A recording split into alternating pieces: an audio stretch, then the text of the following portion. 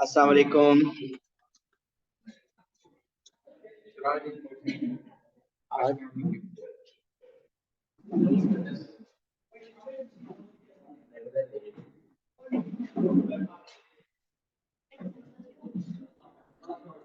वालेकुम अस्सलाम। वालेकुम अस्सलाम।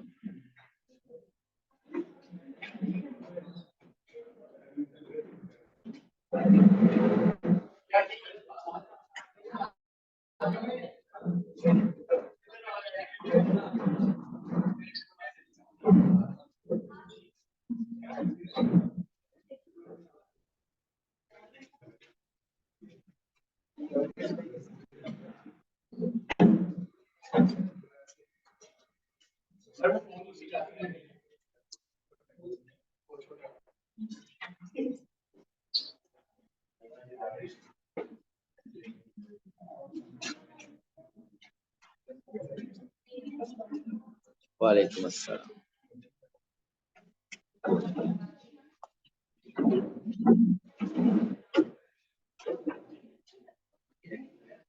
कौन से क्वेश्चन दिए थे? कौन से दिए थे मैंने?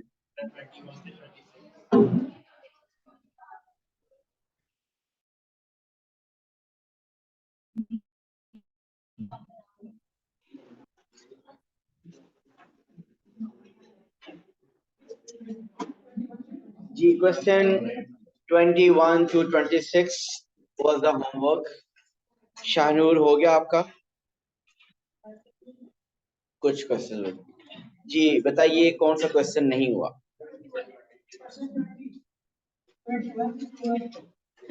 21. Okay, let's see 21 first. 21 में आई थिंक ग्रिड बना हुआ है। आप जरा पहले इसको देख लीजिए। समटाइम्स जब आपके पास ग्रिड होता है उसमें कोई लेंथ फाइंड करनी हो, अगर तो वो लाइन हॉरिजॉन्टल हो या वर्टिकल हो, तो फिर तो उसकी लेंथ फाइंड करने के लिए कोई फॉर्मूला वगैरह यूज नहीं करना पड़ेगा। उसके लिए हम सिंपली बॉक्सेस काउंट करके हम बता सकते हैं कि इसकी लेंथ क्या है। यहाँ पे अगर इस क्वेश्चन को देखें तो आपको पहले लेंथ बी सी फाइंड करनी है। लेंथ बी सी फाइंड करनी हो अगर तो एक मेथड तो इसका कोऑर्डिनेट ज्योमेट्री है।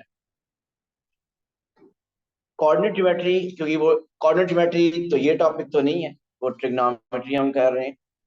लेकिन मुझे ये बताइए, कोऑर्डिनेट ज्योमेट्री में डिस्टेंस फाइंड करने के लिए जो फॉर्मूला यूज होता है, क्या आपको आता है वो distance formula? Square root x2 minus x1 whole square plus y2 minus y1 whole square. So अगर आपको ये लेंथ बी सी फाइंड करनी है, देन बी के कोऑर्डिनेट्स आप डायग्राम से देख सकते हैं। बी के कोऑर्डिनेट्स डायग्राम से देख सकते हैं, दे आर -2 2। सी के कोऑर्डिनेट्स आर +6 -4। सो आपको अगर कोऑर्डिनेट ज्योमेट्री आपको आती है, डिस्टेंस फार्मूला अगर आता है, सो बेस्ट ये है कि आप डिस्टेंस फार्मूला यूज करें और बीसी की लेंथ फाइंड करें। लेकिन अगर कोई चाहता है कि वो, क्योंकि हम टॉपिक जो कर रहे हैं कोऑर्डिनेट, हम ट्रिग्नोमेट्री, कि इसी लेंथ बीसी को ट्रिग्नोमेट्री के थ्रू किया जाए, तो मुझे बताइए कि इस बीसी को क्या हम ट्रिग्नोमेट्री के थ्रू कर सकते हैं? वैसे जरूरत नहीं है कि इसको ट्रिग्नोमेट्री के थ्रू करें। अगर आपको वो डिस्टेंस फार्मूला, आपको अगर वो टॉपिक कर चुके हैं, अगर आपको लगता है, तो वो तो बहुत बेस्ट है। लेकिन फिर भी अगर हमें सपोज कि वो फॉर्मूला पेपर में याद नहीं रहता या हमें नहीं आता, सो इवन देन आपको अगर ये लेंथ बी सी फाइंड करनी है, सो हम ये लेंथ फाइंड कर सकते हैं ट्रिग्नोमेट्री को यूज करके। कैसे? क्या मैं यहाँ पे लेंथ बी सी फाइंड करने के लिए कहीं पे कोई राइट एंगल ट्रायंगल बना सकता हूँ? ये देखिए,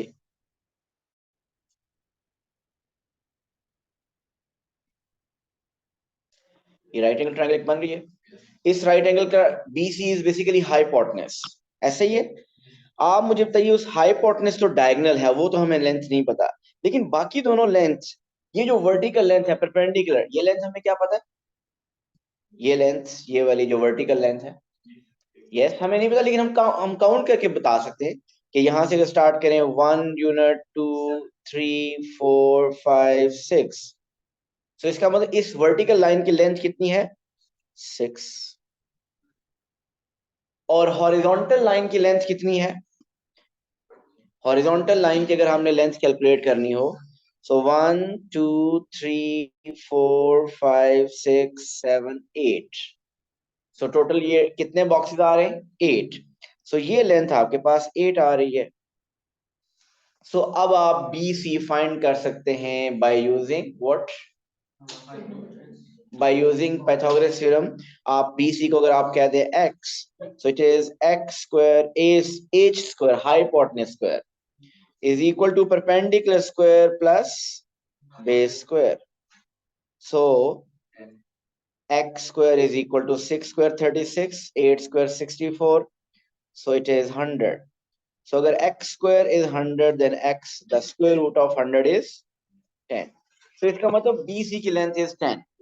और ये मैंने ट्रिग्नोमेट्री बेसिकली यूज की है।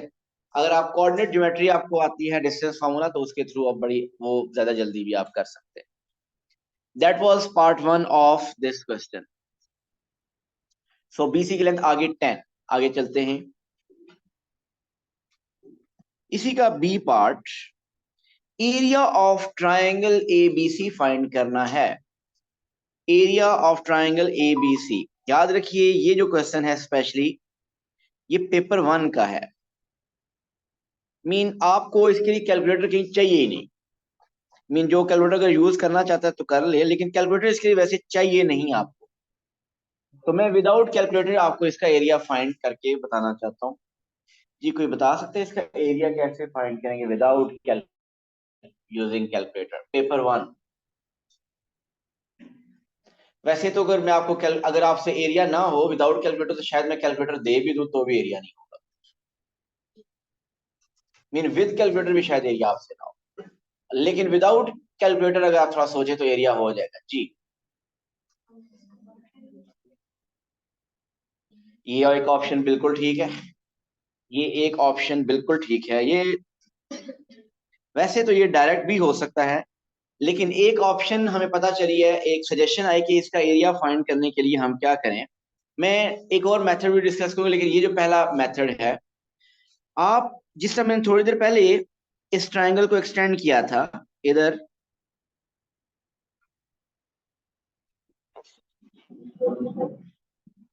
हमने एरिया फाइंड कौन सी ट्रायंगल का करना है? वो जो ए बी सी ट्रायंगल है। मैं ऐसा करता हूं, उसको किस कलर से शो करूं? हमें फाइंड करना है इस ट्रायंगल का एरिया।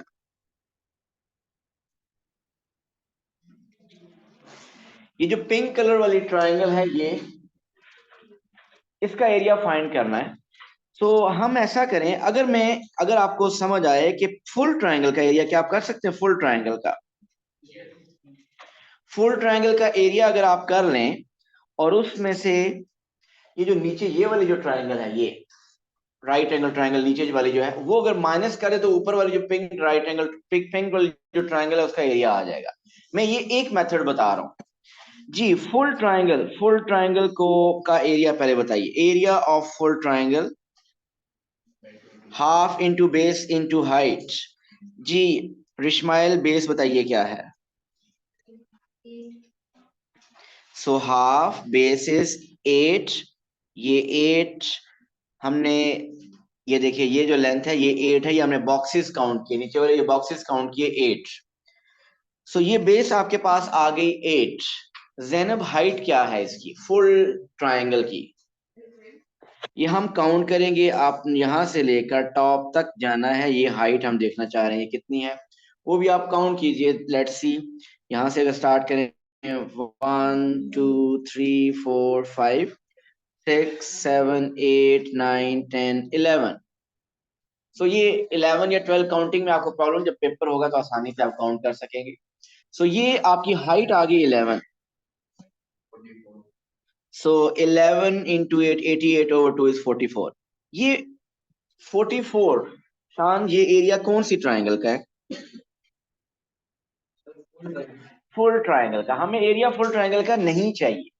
हमें वो जो पिंक कलर में जो आपको मैंने पिंक ड्रॉ करने की कोशिश की है, लेकिन वो पिंक शायद इधर पिंक नहीं शो हो रहा।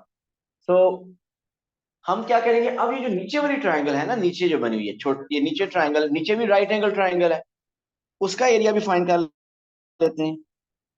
उसका एरिया क्या होगा, हाफ इंटू बेस, बेस तो उसकी भी सेम है, और बेस क्या है 8, और हाइट इज 6।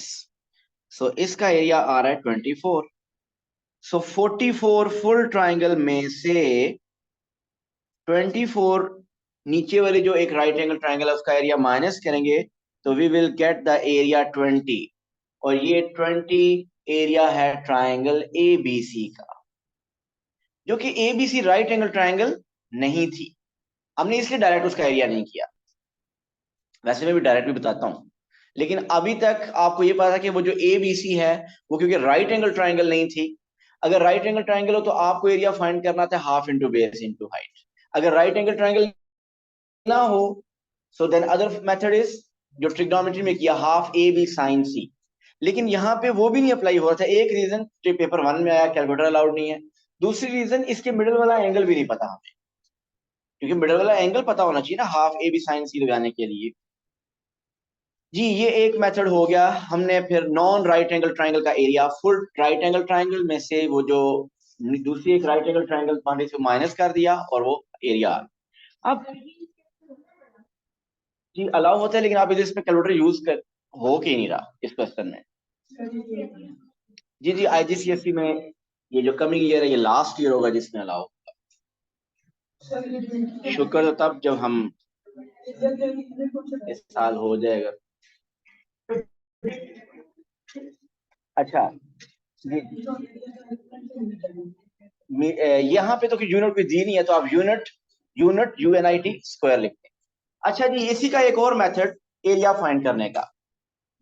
देखिए, एरिया फाइंड करने के लिए अगर मैं half into base into height direct इस ट्राइंगल पे लगा दूं, तो मैं तब लगा सकता हूं जब मैं इसकी हाफ बेस इंटू हाइट की कैलकुलेशन बेस और हाइट में फाइंड कर सकूं।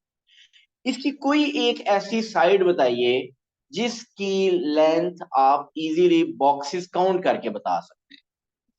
ए बी, आप क्या कीजिए कि ये जो बेस ए बी है, ये बेस ए बी, इसको आप इस ट्राइंगल की बेस ले लें। बेस क्या बनी इसकी, आप काउंट करेंगे तो पता चले बेस इज 5।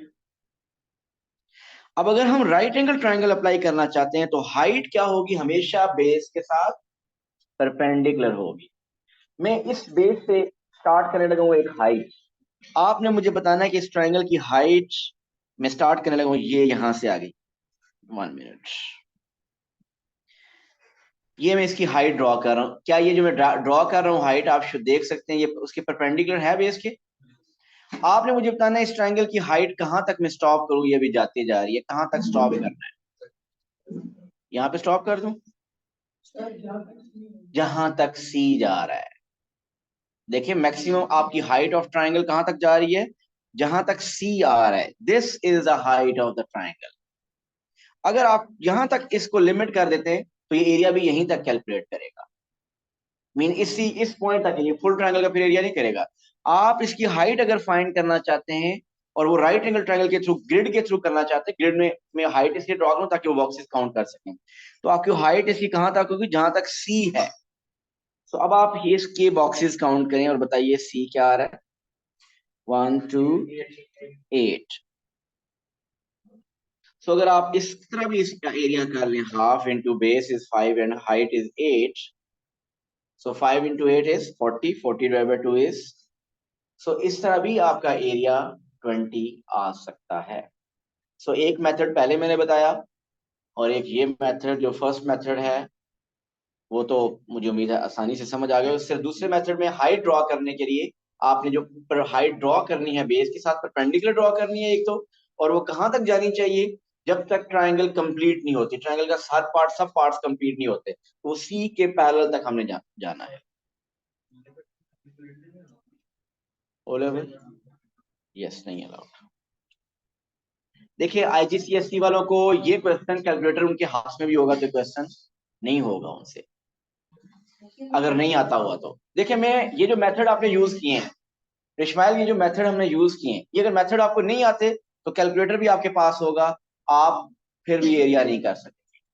देखिए, आप मुझे ये बताइए कैलकुलेटर कहाँ यूज होता है, किस एरिया के फॉर्मूला में? Half A B sine C. Half base into height में कैलकुलेटर कहीं नहीं यूज होता, बेस इंटू हाइट वो मल्टीप्लाई करने, हाँ अगर 8 6 से मल्टीप्लाई करना नहीं आता तो फिर एक अलग सिचुएशन है। सो अगर आप कैलकुलेटर कहाँ यूज करेंगे? हाफ ए बी साइन सी जब वहां पे लगेगा। सो यहाँ पे साइन सी के लिए एंगल तो क्वेश्चन में गिवन ही नहीं है, सो आप कैलकुलेटर से भी नहीं कर सकेंगे। और फिर इसका एक और सी पार्ट देखिए, जो कि एक बहुत जबरदस्त पार्ट है। लोग इसका भी समझेंगे कि कैलकुलेटर होता तो मैं कर लेता, लेकिन कैलकुलेटर होने के बाद भी नहीं होगा अगर कॉन्सेप्ट सी पार्ट का नहीं पता। सी पार्ट इज, आपको फाइंड करनी है value of sine of angle A B C. ये क्वेश्चन पढ़ के मुझे ये बताइए, क्या मुझे एंगल फाइंड करना है? एंगल फाइंड करना है या नहीं? एंगल नहीं फाइंड करना। एंगल फाइंड करना तो वो कहता find the value of angle A B C, angle A B C. उसने कहा साइन ए बी सी की वैल्यू बता। चलिए देखते हैं कौन बता सकता है साइन ए बी सी की वैल्यू।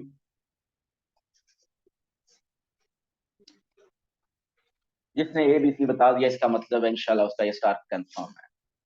साइन ए बी सी मैं बता रहा हूँ ना, उससे पता चल जाएगा कि ये ले लेगा ये स्टार। नहीं, ये आंसर थोड़ी है। और मरियम इंशाल्लाह मुझे देखने ने ठीक बताया या नहीं।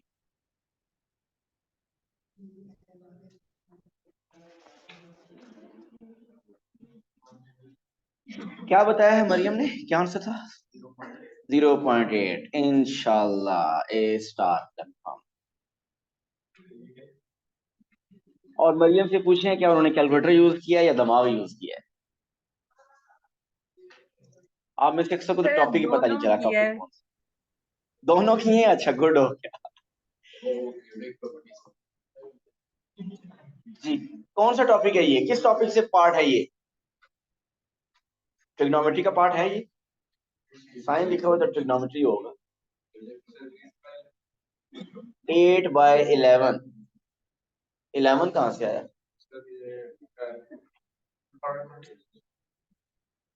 हाइपोटेसिस 10 था। Yes, 8/10, 0.8 is the answer. जी देखिएगा प्लीज, सामने देखिए, आपको फाइंड करना है angle sine A B C. A B C में अगर एंगल यहां मार्क करके बताऊं तो प्लीज ये देखिएगा, ये है एंगल ए बी सी, ऐसा ही है। साइन ऑफ दिस एंगल की कैलकुलेशन करनी है, sine of this angle. There are different ways इसको ये फाइंड करने के। एक मेथड पहले मैं बताता हूं। एक मेथड ये है कि अगर, जैसा थोड़ी देर पहले हमने यहाँ पे इस ट्रायंगल को एक्सटेंड किया था इस तरफ, अब जिस ट्रायंगल के अंदर एंगल यूज हो रहा है वो ट्रायंगल राइट एंगल ट्रायंगल नहीं है, ऐसे ही है ना? जिस ट्रायंगल के अंदर वो एंगल फाइंड करना है या साइन ऑफ एंगल फाइंड करना है वो itself triangle right angle triangle नहीं है। मुझे ये बताइए कि ये मैं जो एंगल आप मार्क करने लगा हूं, दिस वन, ओके 1 मिनट, ये एंगल, ये जो ब्लू कलर वाला एंगल है और जो रेड है, इन दोनों में क्या रिलेशन है? 180, ये सप्लीमेंट्री है। तो साइन ऑफ एंगल का आंसर में चाहिए। तो साइन ऑफ एंगल अगर ये, इसको मैं कह दूं एक्स, तो ये एंगल क्या होगा? 180 माइनस एक्स। इन दोनों का साइन मीन साइन एक्स और साइन 180 माइनस एक्स दोनों इक्वल होंगे। क्या आप मुझे बता सकते हैं साइन एक्स क्या है यहाँ पे इस डायग्राम में से? What is sine X? Sine X is, what is sine X? Sine X is perpendicular over, जी डायग्राम से देखिए बताएं। साइन एक्स, मैं इस ट्राइंगल की बात कर रहा हूँ, ये जो ट्राइंगल है नीचे, ये राइट एंगल ट्राइंगल, नीचे वाली ट्राइंगल तो राइट एंगल ट्राइंगल है ना। सो ये नीचे ट्राइंगल राइट एंगल ट्राइंगल है, तो यहाँ से sign X is perpendicular over hypotenuse. Perpendicular क्या है? ये सामने वाला, और ये कितना है? ये थोड़ी देर पहले हमने 8 काउंट किया था। ओवर हाइपोटेन्यूज क्या है? ये भी थोड़ी देर पार्ट 1 में फाइंड की थी, ये क्या आई थी? 10। सो इसका मतलब साइन एक्स है 8/10। 8/10 को 0.8 भी लिख सकते हैं। अगर साइन x 0.8 है तो साइन 180 माइनस एक्स क्या होगा? वो भी 0.8 होगा। हमने रूल किया था साइन x और साइन 180 माइनस एक्स दोनों इक्वल होते हैं। ये हर दफा पेपर में 1 मार्क का क्वेश्चन आता है सिर्फ, मीन ये पीरियोडिक प्रॉपर्टी से रिलेटेड, लेकिन इसको आइडेंटिफाई करना थोड़ा सा मुश्किल हो जाता है। सो जो आंसर साइन x का है वही साइन 180 माइनस एक्स का है। सो दोनों के आंसर बेसिकली 0.8 हैं और 180 minus x basically angle ABC है। So sine angle ABC is 0.8। एक और मेथड, अब ये हमने sine of this angle calculate करना है। अब हमने ट्रिग्नोमेट्री में एरिया का एक फॉर्मूला पढ़ा है, एरिया का फॉर्मूला पढ़ा है हाफ AB साइन C। ये फॉर्मूला हमने पढ़ा है। ये जो ट्राइंगल बनी हुई है, ये ट्राइंगल ABC, इसका एरिया अभी थोड़ी देर पहले हमने फाइंड किया था। अब मैं एरिया के मेथड से करने लगा। अभी हमने इस ट्राइंगल का एरिया फाइंड किया था। एरिया क्या था? 20 था शायद। तो एरिया की जगह 20। अब अगर मैं ये फॉर्मूला इस पे लगाऊं तो इस पे टू साइड्स कौन कौन सी हैं जो कि आपको पता है? अगर मुझे ये मिडल वाला एंगल फाइंड करना है तो साइड्स कौन सी यूज होनी चाहिए? AB and BC। So what is side AB? 5। And what is the other side BC? 10। वो थोड़ी देर पहले कैलकुलेट की थी। और मिडल वाला एंगल क्या है? साइन, वो एंगल उसको कहते हैं B। तो यहां से आप sine B 20 is equal to 5 times 10 is 50, 50 divided by 2 is 25 times sine angle B। So sine angle B आपके पास आ रहा है 20 over, and what is इसका आंसर चेक करें। Calculate 20 by 20 25 0.8।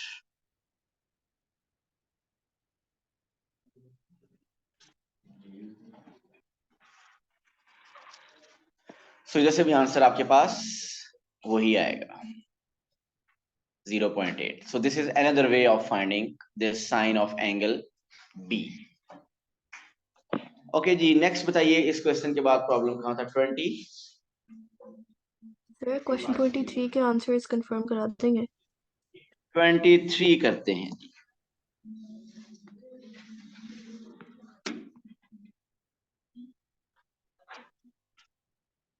23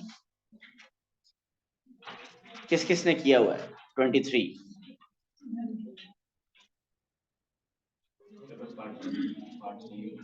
सिर्फ पार्ट सी। 23 पार्ट ए पहले हम देख लेते हैं। कुछ अगर ए पार्ट में या बी पार्ट में प्रॉब्लम नहीं है तो सिर्फ आंसर्स मैच कर लेते हैं। 23 ये मैंने 23 कर दिया है, ये भी पहुंचा। अच्छा जी, 23 में हरम लास्ट पार्ट कह रही हैं और आप सी पार्ट कह रहे हैं, और हुसैन आप सारे या कोई स्पेसिफिक? चलिए सारे करते हैं। फिर कैलकुलेट करना है एंगल ADB। ये आपके पास ओवरऑल देखें तो ये एक ट्राइंगल बनी है। The diagram shows 4 points A B C and D on a piece of horizontal land. ये A B C D ये सब हॉरिजॉन्टल पॉइंट्स हैं एक हॉरिजॉन्टल सरफेस के ऊपर। बहुत सी इंफॉर्मेशन दी हुई है। AD गिवन है 25, BD 28, CD 22, एक एंगल 33 है। कैलकुलेट करना है एंगल ADB। जी, एंगल ADB इसका मतलब कि वो इस ट्राइंगल की बात कर रहा है, दिस ट्राइंगल। सो हुसैन, इस ट्राइंगल में आपके पास 3 साइड्स गिवन है और एंगल फाइंड करना है, और कोसाइन रूल लग जाएगा। सो कोसाइन रूल, हमने एंगल फाइंड करना है, ये एंगल D कह सकते हैं इसको। सो आप अप्लाई करेंगे cos D is equal to cosine rule की second form, cos D is equal to 25 square plus 28 square minus 45 square divided by 2 times 25 into 48, sorry 28।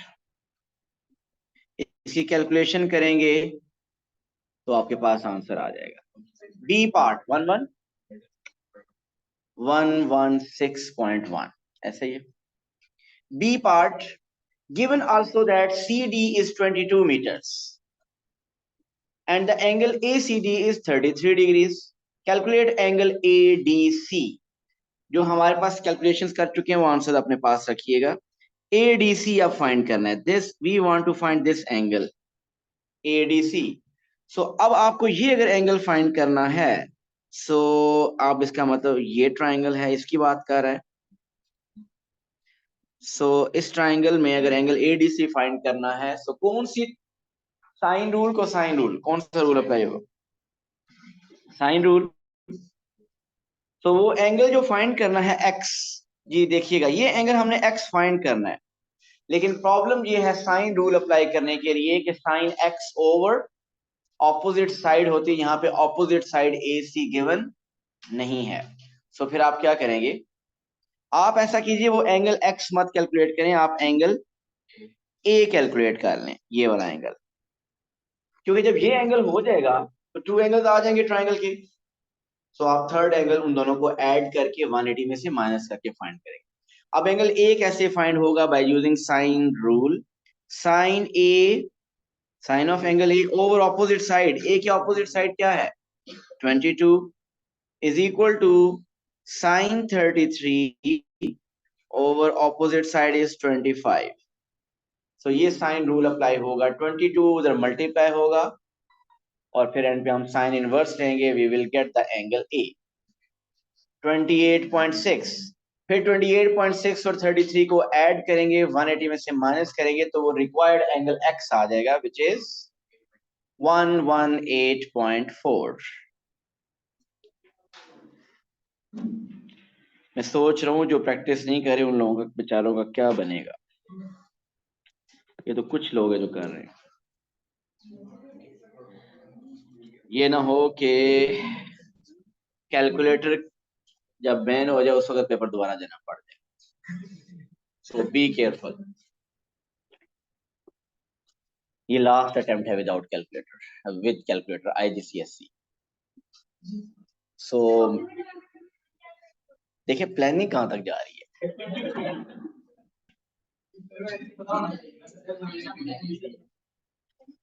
Planning आपकी स्टडीज के अलावा बाकी हर जगह अच्छी चल रही है जी, अक्टूबर नवंबर में भी चलेगा। सी पार्ट, ओके जी, C part is the line BD is produced beyond D. The line BD is produced beyond D. Calculate the shortest distance from C to this extended line. आप देखिए उसने एक लाइन डॉटेड में extend की हुई है। हमने क्या करना है, C से ये जो एक्सटेंडेड लाइन है इसका शॉर्टेस्ट डिस्टेंस फाइंड करना है। फिर अब मैं यहाँ पे ड्रॉ कर देता हूँ कि कौन सा फाइंड और मेथड बता देता हूँ जी। C से हमें ये बात पता है कि shortest distance is always perpendicular distance. So देखिएगा मैं C से एक ऐसी लाइन डॉटेड आनी चाहिए जो कि लगे कि वो परपेंडिकुलर है। लग रही है परपेंडिकुलर है? Yes. So it means this angle is 90 degree. इधर भी 90 है और उस तरफ भी ये 90 है।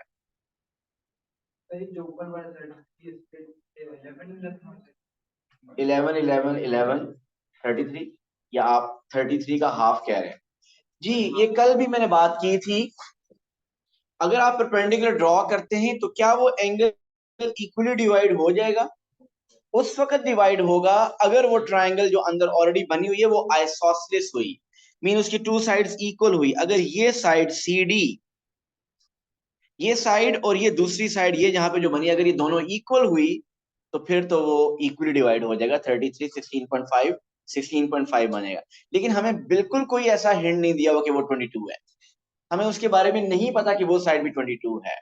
सो हम ऐसे ही अपनी मर्जी से एज्यूम नहीं कर लेंगे कि वो भी 22 है क्योंकि लग रहा है 22 है, इस बेसिस पे नहीं होगा। सो आप ये फिर कैसे फाइंड करेंगे, ये एक क्वेश्चन है। ये एंगल हम कैसे फाइंड करें, एंगल ही सॉरी ये रेड कलर वाली लाइन कैसे फाइंड करें? देखिए ये टू ट्राइंगल्स बन रही हैं, इस तरफ जो ट्राइंगल बन रही है राइट एंगल ट्राइंगल है। अगर तो आपको लगता है कि इस राइट एंगल ट्राइंगल में आपको एक एंगल 90 के अलावा एक एंगल और एक साइड अगर आपको लगता है कि आपको है इसका आइडिया कि वो क्या है, तो फिर तो हम कर सकते हैं, लेकिन अगर ऐसा नहीं है तो हम नहीं कर सकते। जी बताइए। ले लिया। साइन रेशियो एंगल क्या है? ये जो बी वाली लाइन जा रही है, ये इसको हम फाइंड कर सकते हैं एंगल बीडीसी को फाइंड करके 180 में से। क्या बात है हुसैन, क्या बात। हुसैन ने क्या कहा है? ये मुझे ये बताइए कि प्लीज देखिएगा, हुसैन कह रहे हैं कि अगर आप ये एंगल फाइंड कर लेते हैं ना, ये वाला, ये एंगल जो कि हमें नहीं पता अभी फिलहाल, बीडीसी, वो कह रहे हैं अगर ये आपको पता चल जाए तो आप इसको 180 में से माइनस कीजिएगा और ये एंगल आ जाएगा। ऐसा है कि नहीं? लेकिन हमें वो भी नहीं पता, बीडीसी भी नहीं पता हमें। अब बीडीसी एंगल फाइंड करना कोई मुश्किल बात नहीं है। क्यों? क्योंकि ऑलरेडी जो आप कैलकुलेशन कर चुके हैं, मैं वो जरा वो मेंशन करता हूँ। आप ये एंगल फाइंड कर चुके हैं ना, इधर देखिए, ये सबसे एडीबी एंगल आपने पार्ट 1 में किया था, फिर आपने नेक्स्ट पार्ट में ये एंगल भी फाइंड किया हुआ है, ये दोनों एंगल फाइंड किए हुए हैं आपने। सो ये टू एंगल जो कि आपने प्रीवियस पार्ट में फाइंड किए हुए हैं, उन दोनों को ऐड करें और 360 में से माइनस कर दें। बताइए क्या आ रहा है वो एंगल? नहीं हो सकता। क्या सर ये जो एंगल एडीबी आपने पहले फाइंड किया हुआ है, आई थिंक पार्ट 1 में, और फिर एंगल एडीसी भी फाइंड किया हुआ है पार्ट 2 में, उन दोनों को ऐड करें ताकि उन दोनों को ऐड करने के बाद 360 में से माइनस करेंगे तो ये एंगल आ जाएगा बीडीसी। क्या आया वो एंगल? सर, जी हरम। हम ये जूम नहीं कर सकते जो लाइन बीडी जो एक्सटेंड हो रही है वो एंगल एडीसी को बाइसेक्ट कर रही है और टू इक्वल कर रही है। बिल्कुल नहीं कर सकते। सर, मतलब कैलकुलेशंस किए हैं, दोनों तरीकों से आंसर सेम आ रहे हैं।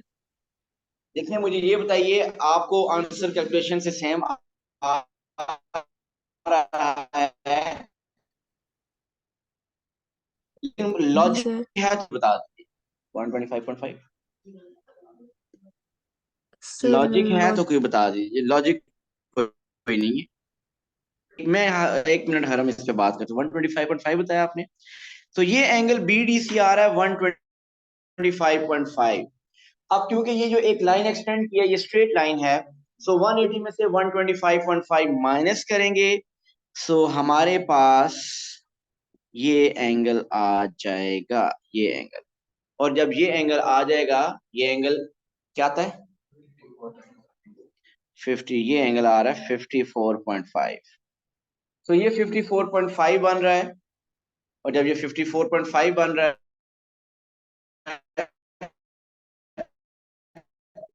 पास, अब आप ट्रिग्नोमेट्रिक रेशियो, साइन रेशियो अब आप लगा सकते हैं। कैलकुलेटर दीजिए। सेकंड पार्ट का आंसर मुझे बताइए क्या था? एडीसी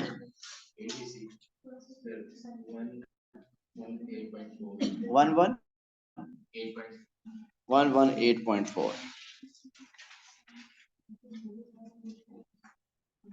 नहीं हरम, डिफरेंट आता है, ऐसा नहीं है। मैंने इस मेथड से किया है, सो वो इक्वल एंगल को डिवाइड नहीं करा। आपने अगर पहले जो एंगल फाइंड किया उसका हाफ करें तो वो 59.2 आ रहा है, और अभी मैंने ये जो एंगल फाइंड किया ये 54.2 है। जब एंगल डिफरेंट आ रहा है, इसका मतलब आगे कैलकुलेशन भी फर्दर डिफरेंट आएगी। Got it sir.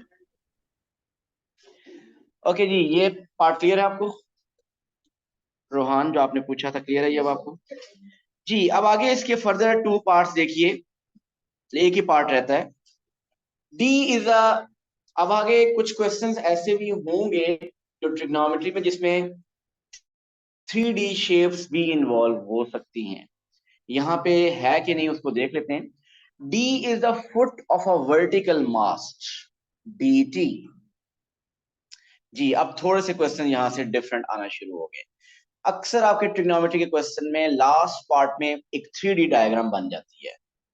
आप देखें, इससे पहले उसने कहा था ए पार्ट के स्टार्ट में उसने कहा था कि ए बी सी डी, वहां मेंशन किया था A B C D all are on horizontal point. ये ऑन अ पीस ऑफ लिखा है, on a piece of horizontal land. Mean A B C D के बारे में उसने बता दिया है कि they all are on horizontal land.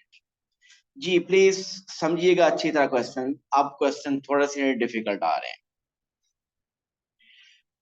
अब कह रहे हैं कि जो डी है लास्ट पार्ट में, D is the foot of the vertical mast. Vertical और हॉरिजॉन्टल दोनों में डिफरेंस में पता है ना? हॉरिजॉन्टल अगर मैं कहूं कि टेबल है, इस टेबल के ऊपर उसने कहा कि 4 पॉइंट्स हैं, A B C D 4 points उसने कहा हॉरिजॉन्टल पे हैं। सो आपको डायग्राम, प्लीज जैनब फोकस कीजिए, आपके पास जो डायग्राम बनी हुई है, बेशक आपको मैं यहाँ पे डायग्राम वो शो करूं तो वो ऐसे लग रहा है कि इस तरीके से, लेकिन आपको ये अंडरस्टैंड करना है, उसने इंफॉर्मेशन दी है कि ए बी सी डी सब पॉइंट्स हॉरिजॉन्टल के ऊपर हैं। तो थोड़ी देर के लिए हम एज्यूम करते हैं कि ये जो ए बी सी डी, ये जो शेप बनी हुई है ना, ये ए बी सी डी, ये इस टेबल के ऊपर बनी हुई है। A B C D all 4 points are on this table. उसने कहा है, अब जरा सुनिएगा, उसने कहा है कि डी टी एक वर्टिकल मास्ट है। डी टी एक वर्टिकल मास्ट है। टी किधर है?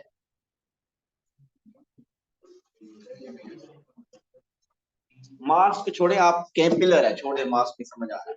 उसने कहा डी टी एक वर्टिकल मास्ट है। अगर मैं ये कहता हूं ना कि ये हॉरिजॉन्टल प्लेन पे ए बी सी डी यहाँ पे कहीं है, तो टी कहाँ पे होगा?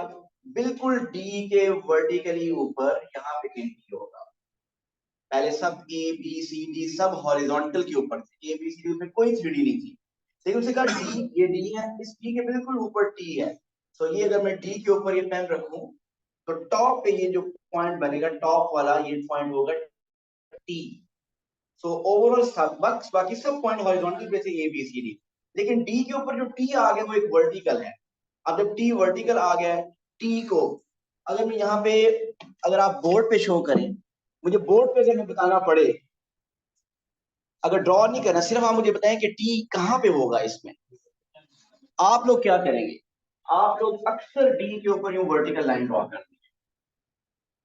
अक्सर क्या करेंगे, वो इस डी के ऊपर यूं वर्टिकल लाइन ड्रॉ कर देंगे ऐसे कि ये टी है। ऐसा नहीं है।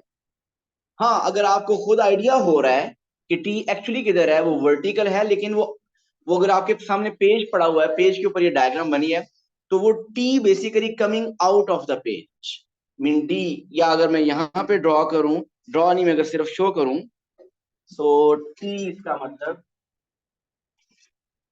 ऐसा होगा। मीन ये पॉइंट क्या होगा? That will be T, D T. This is vertical, क्योंकि उसने कहा ना ये जो आपकी डायग्राम है ए बी सी डी, ये हॉरिजॉन्टल पे, अभी आपको ये हॉरिजॉन्टल पे नहीं बनी है, ये तो वर्टिकल पे शो हो रही है। अगर आप यही डायग्राम आप हॉरिजॉन्टल पे शो करें, अपने टेबल पे बनी हुई, जब टेबल पे बनी हुई, तो डी के ऊपर जो पॉइंट आउटवर्ड निकलेगा वो क्या होगा? वो टी होगा।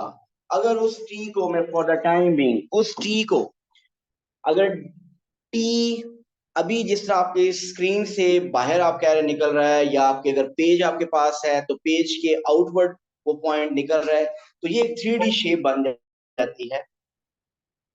और वो जो 3D शेप बनेगी उसमें डी टी वर्टिकल है। वर्टिकल का मतलब वो डी टी सब बेस वाली लाइन के साथ एंगल क्या बनाएगा? 90 डिग्री बनाएगा।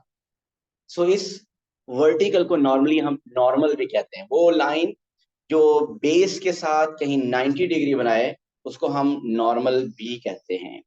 मैं फर्दर इस चीज को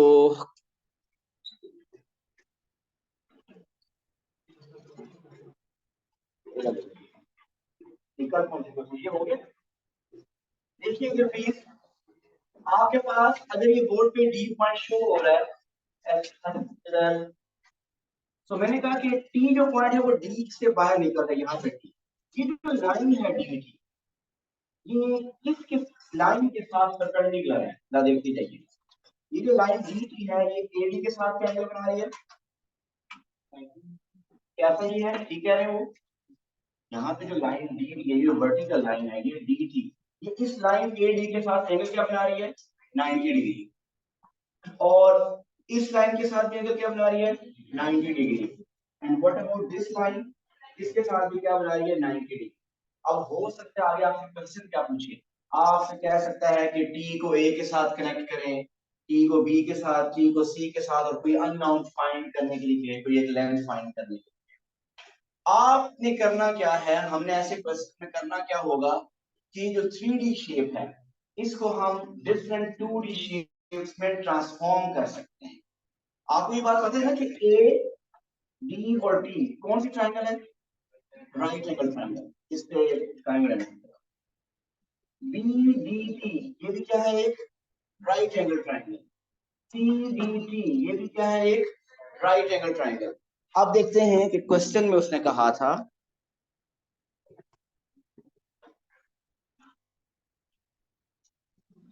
the angle of elevation of the top of the mast T from A is 40.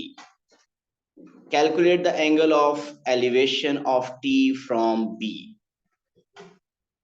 T का A से एंगल ऑफ एलिवेशन गिवन है 40 और आपको T का एंगल ऑफ एलिवेशन फाइंड करना है B से। जब हमने इस बात से एग्री किया था कि ए डी टी एक राइट एंगल ट्राइंगल है, मैं अब ऐसा कर रहा हूं, ये ए डी, मैं अगर ए डी टी यहाँ पे राइट एक ट्राइंगल बनाऊं, ए डी टी मैं ट्राइंगल बनाना चाहता हूं, तो मुझे बताइए कौन सी ट्राइंगल बनेगी, राइट एंगल ट्राइंगल। गुड, ये एक राइट एंगल ट्राइंगल बन गई। अगर मैं बी डी को ज्वाइन करके टी के साथ ट्राइंगल बनाऊं तो वो कौन सी ट्राइंगल बनेगी, वो भी राइट एंगल ट्राइंगल। सो बी और टी कहां पे होता है, हमेशा vertically above D. T is always vertically above D. अब जो जो इंफॉर्मेशन क्वेश्चन में गिवन है वो जस्ट कॉपी करें। आपको क्या गिवन है, डू वी हैव एडी 25 और क्या dt हमें गिवन है, वर्टिकल मास dt की वो फाइंड कर, अच्छा वही फाइंड नहीं, वो फाइंड नहीं करना। अच्छा चले देख लेते हैं क्या गिवन था। मुझे बताइए डी भी लेंथ पता है हमें, वो भी गिवन है 28। हमने फाइंड करना है angle of elevation of B from, angle of elevation of T from B, mean ये एंगल फाइंड करना है, ऐसा ही है। अब मसला ये कि ये एंगल हम फाइंड करने के लिए सिर्फ एक साइड पता है, वो नहीं हो सकता। एक एंगल ऑफ एलिवेशन दिया हुआ था 40, वो कौन सा था एंगल, यहाँ पे कहां पे है वो कौन सा एंगल है, angle of elevation of T from A given था, angle of elevation of T from A given था, मीन ये एंगल गिवन था 40 डिग्री। जी ये जो इंफॉर्मेशन में लिखी है, जी बिल्कुल हर हम ज्वाइन कर सकते हैं, इनको ज्वाइन भी कर सकते हैं, आप अलग अलग भी रखें तो भी ठीक है।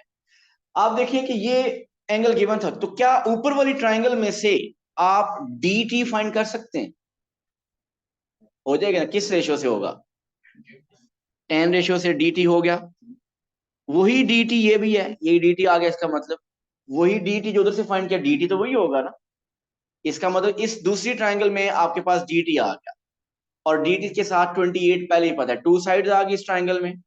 जब इस ट्राइंगल में टू साइड्स आ गई तो फिर एंगल कैसे फाइंड करेंगे, again by using 10 ratio. So 10 ratio से आपके पास x आ जाएगा। मैं रिपीट कर रहा हूँ कि एक एंगल और एक साइड गिवन है, ये dt कैसे फाइंड करेंगे, बाय यूजिंग 10 रेशियो। जो dt है आपके पास, सपोज ये आ जाती है 37, तो इसका मतलब ये लेंथ क्या है 37। अब ये अगर 37 है, ये 28 है, आपको एंगल फाइंड करना है, तो परपेंडिकुलर भी पता है, बेस भी पता है, हम 10 रेशियो अप्लाई करेंगे तो एंगल x आ जाएगा, और वो एंगल x ही बेसिकली आपका angle of elevation of T from B है।